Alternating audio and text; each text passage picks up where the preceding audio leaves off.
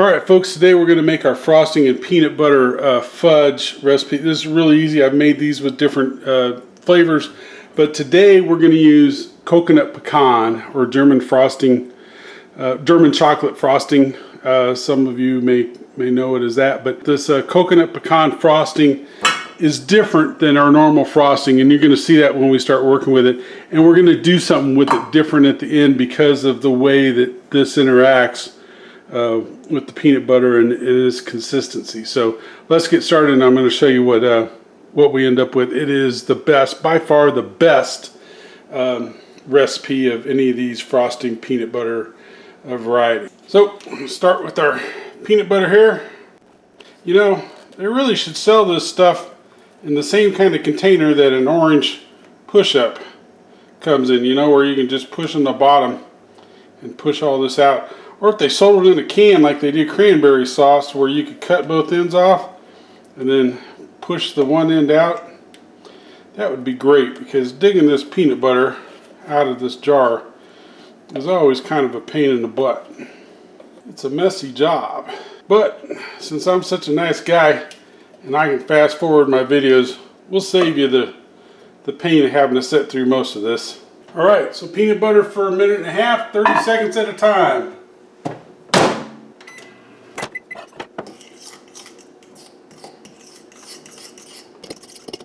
And stir. And stir.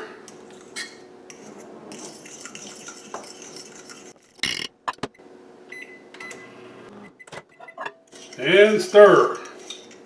Nice and runny. Alright, time for our frosting.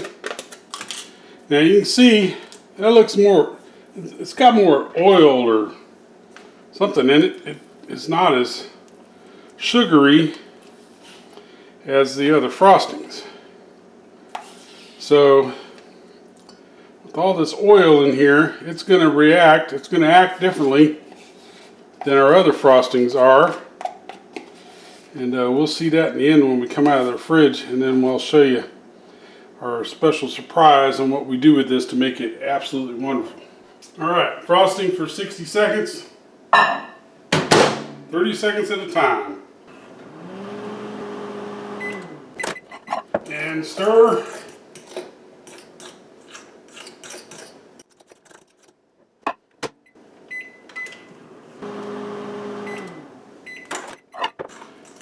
And stir. Much oilier. Alright, time to, doing this one-handed, keeping one hand out of frame is difficult sometimes. Time to add these together.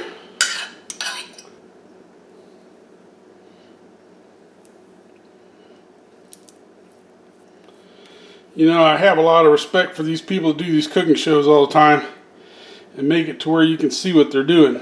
Because normally, you got your hands in front of whatever you're working on, and it's hard to get a camera in there. So they kind of, I guess, learn how to do stuff off axis, so to speak. Alright, so we got this mixed together. I'm going to stir it up. Stir it up. I always feel like Bob Marley when I do that.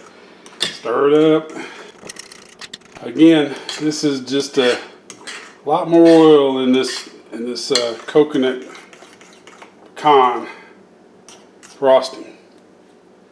Alright, so we're going to get this poured into our glass cake pan here. Alright, we'll get this poured.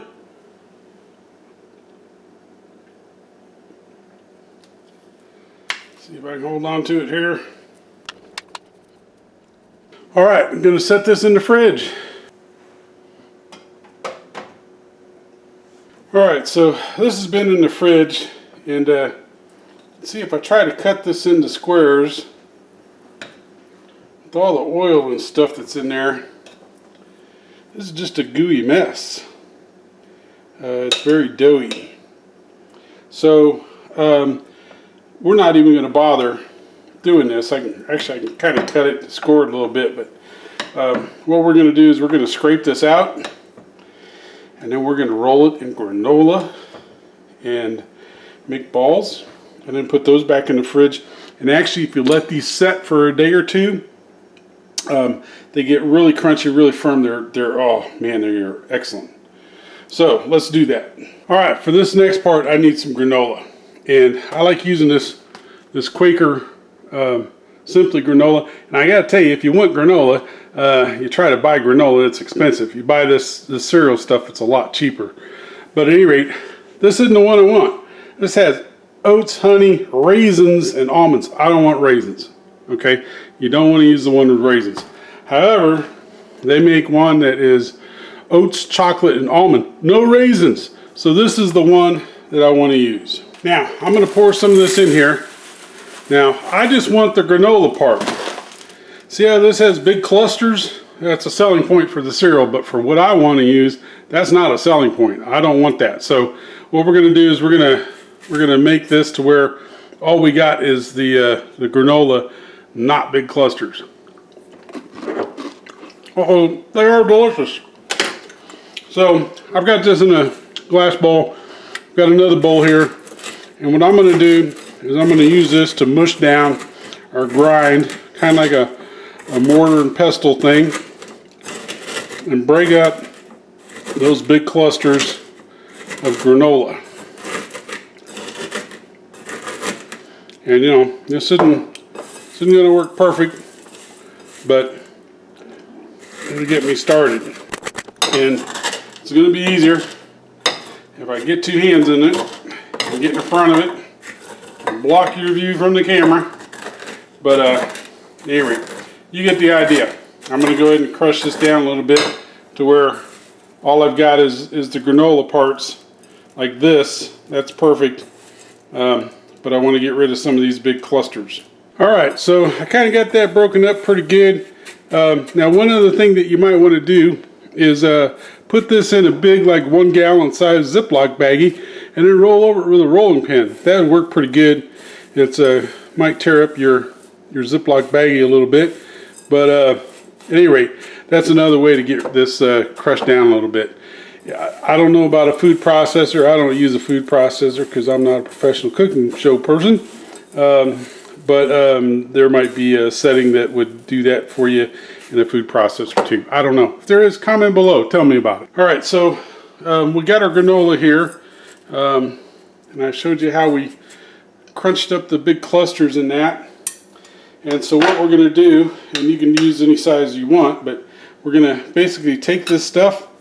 You can roll it in your hands if you want to make a ball. Put this in here.